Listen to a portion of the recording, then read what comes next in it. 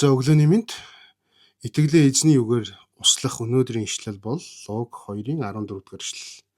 За эндээс би дуудаад өгье. Алдар суун дээдийн дэд бурханд байг. Амар амгалан түүний таалсан хүмүүстэр байг гэж хэлсэн байна.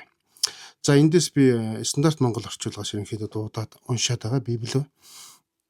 Тэгэхээр энэчээс бид нэг харах юм бол Лукийн сайн мэдээ ерөнхийдөө нэг юм агуулгыг ерөнхийдөө авч явдаг гэнэ. Тэр нь юу вэ гэвэл даруй хүмүүс ба ядуу гадуурхагдсан хүмүүс бас нүгэлтэн гэсэн энэ дөрвөн сэдвийг ерөнхийдөө барьж явж байдаг. Тэгээд яагаад эхлээд тэнгэр элчнэр хончид дээр очиж гинэ гэдэг дээр хончид гэдэг нь тухайн үеийнхаа нийгмийн хамгийн ядуу бүс буюу гадуурхагдсан цуглаанд одоо мөргөлд суулгадгүй тийм нэг хэсэг бүлэг хүмүүсийн тухай ярьж байгаа тийм.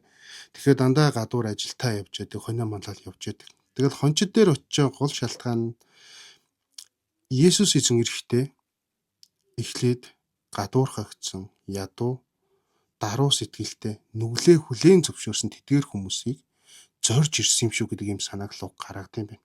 Энэ ишлэлээр гарч байгаа амар амгалан түүний таалсан хүмүүстэр байг гэж. Луг энэ дээр түүний таалсан хүмүүс гэвэл даруй, ядуу, гадуурхагдсан нүглээ хүлээн зөвшөөрдөг хүмүүсийг онцгойлон дурдсан юм байна шүү. Тэгээд эзний юм даруй байцгаая да.